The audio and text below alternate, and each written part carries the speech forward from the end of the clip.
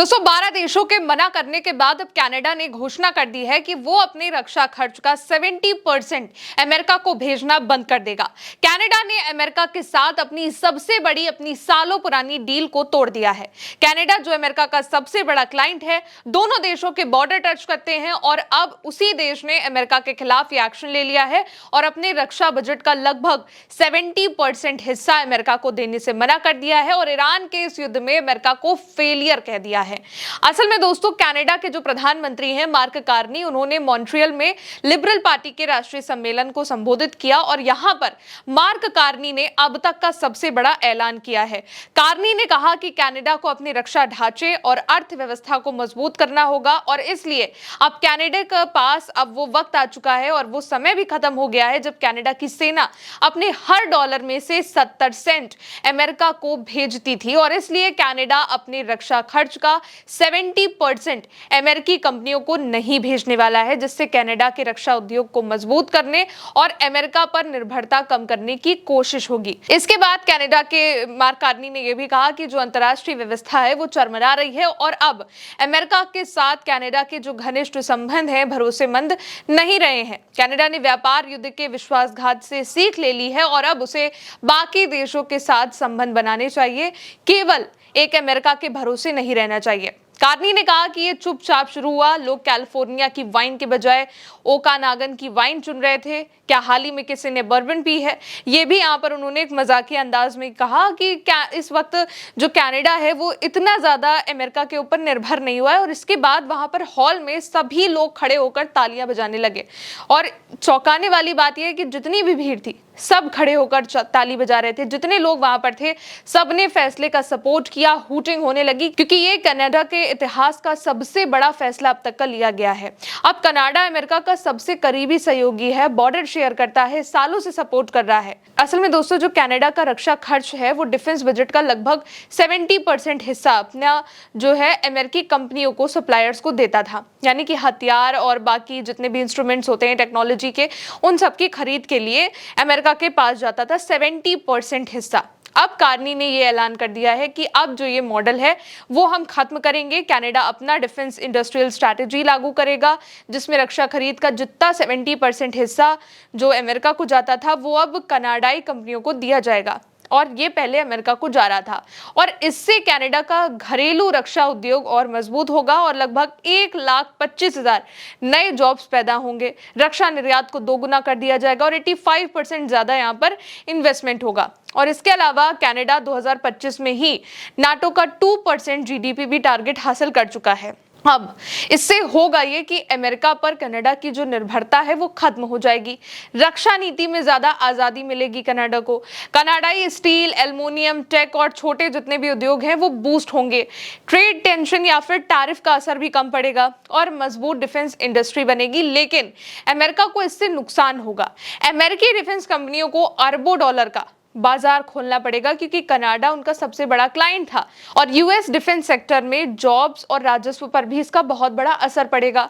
कुल मिलाकर US Canada defence trade का बैलेंस बहुत ही जोरदार तरीके से बिगड़ जाएगा और ये अभी से नहीं है।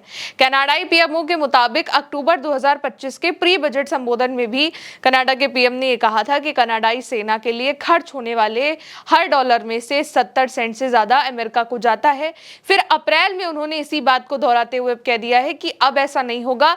कनाडा के सैन्य खर्च का 70 सेंट से भी ज्यादा हिस्सा अमेरिका को जाए, अब ऐसा नहीं होने वाला है। अब ये सब कुछ कनाडा को ही जाएगा। लेकिन ये अमेरिका का अब तक का सबसे बड़ा झटका है क्योंकि 40 दिन के चले इस युद्ध में अमेरिका के बेसिस में बहुत कमी हुई है। अमेरिका और इजराइल के हथियारों में बड़ी कमी आई है। अमेरिका और इजराइल ने अपने रक्षा बजट में भी बढ़ोतरी करी और अब कनाडा ने अमेरिका को आर्थिक झटका दिया है। दूसरी तरफ हॉर्मुज की वजह से बाजार क्रैश हो चुका है। तेल का प्राइस आसमान छू रहा है और मार्केट जो है, स्टॉक मार्केट, उसकी बैंड बजी हुई है। और कनाडा तो कितने वक्त से अमेरिका को 70% अपने रक्षा बजट का भेज रहा था। 1956 में Canada US defence production sharing agreement हुआ था, डीपीसीए, और इसमें दोनों देशों की रक्षा इंडस्ट्री इंटीग्रेट हो गई। और कनाडा छोटे होने की वजह से, छोटे देश होने की वजह से उस वक्त ज्यादातर एडवांस जितने भी उपकरण होते थे अमेरिका से ही खरीद रहा था। इसके बाद आया कोल्ड वॉर का वक्त 1960 से लेकर 1990 तक। तब NORAD, नॉराड यानी कि नॉर्थ अमेरिकन एरोस्पेस डिफेंस और नाटो की वजह से कनाडा की जो रक्षा व्यवस्था है वो बहुत ज्यादा, मतलब टोटली कहा जाए तो अमेरिका पर निर्भर हो गई। ज्यादातर जितने भी फाइटर जेट्स थे, मिसाइल थी, रडार थे, यूएस से आ रहे थे कनाडा में। और 2000 से लेकर 2020 तक Afghanistan war, modern equipment purchases और F-18 अपग्रेडेड सबमरीन्स में भी यही पैटर्न जारी रहा, क्योंकि कनाडा की अपनी डिफेंस इंडस्ट्री काफी छोटी है, बहुत ही ज्यादा ह्यूज नहीं है। इसलिए जितने भी बड़े प्रोडक्ट्स थे वो सब कुछ यूएस सप्लायर्स पर निर्भर थे। 60 से लेकर 75% के आसपास ये रहा था, मतलब कि पूरी तरीके से कनाडा का जो रक्षा बजट का 70% था वो सीधे सीधे अमेरिका को जा रहा था। और इतने सालों के बाद कनाडा ने ट्रंप का साथ देने से मना कर दिया है और इससे यूएस कंपनियों को कई बिलियंस डॉलर का सालाना का लॉस होगा। यहां तक कि ये खबर ऐसे वक्त पर है जब अमेरिका के अखबार ये छाप रहे हैं कि ट्रंप का युद्ध भले ही समाप्त हो गया हो, लेकिन आर्थिक नुकसान अभी भी बना हुआ है। एक अखबार ने ये रिपोर्ट छापी है कि ट्रंप ईरान के साथ 2 हफ्ते के लिए अस्थायी युद्ध विराम की घोषणा कर चुके हैं, लेकिन वैश्विक ग्लोबली आपूर्ति श्रृंखलाएं, संघर्ष और तेल और गैस उत्पादन में इसके व्यवधान से आने वाले कई महीनों तक प्रभावित रहेंगी। यानी कि इस रिपोर्ट में ये लिखा हुआ है कि ट्रंप द्वारा चुनी गई इस युद्ध नीति की वजह से बहुत ज्यादा अनावश्यक, जो जरूरी नहीं था, वो जानमाल का नुकसान हुआ, नागरिक विस्थापित हुए, बुनियादी ढांचों को नुकसान पहुंचाया गया और ये युद्ध ट्रंप के किसी भी उद्देश्य को पूरा नहीं कर पाया, फेल रहा। और ईरान ने हॉर्मुज पर भी कंट्रोल कर रखा हुआ है, स्ट्रेट ऑफ हॉर्मुज ईरान के अंडर कंट्रोल है। और ये युद्ध फाइनेंशियल तौर पर, आर्थिक रूप से भी बहुत महंगा साबित हुआ, क्योंकि मार्च के अंत तक अमेरिकी सरकार को इस पर लगभग 25 अरब डॉलर खर्च करने पड़े और इसके बाद हर दिन लगभग 500 मिलियन डॉलर का खर्च आने का अनुमान है, जो किसी भी देश के जीडीपी से भी बहुत बड़ा है। और अब कनाडा से ही ट्रंप को फाइनेंशियल बड़ा सपोर्ट जो मिल रहा था वो भी अब खत्म हो गया है, क्योंकि ट्रंप के साथ कनाडा ने सालों पुरानी डील को तोड़ दिया है। इसके अलावा इस युद्ध में भी ट्रंप के खिलाफ ही कनाडा रहा है। ऑस्ट्रेलिया में भी कार्नी ने कहा कि ये कॉन्फ्लिक्ट इंटरनेशनल ऑर्डर की फेलियर है, यूएस ने अलाइज से कंसल्ट नहीं किया। इसके अलावा विदेश मंत्री ने भी कहा कि Canada was not consulted, did not participate and has no intention of participating in the offensive military operation.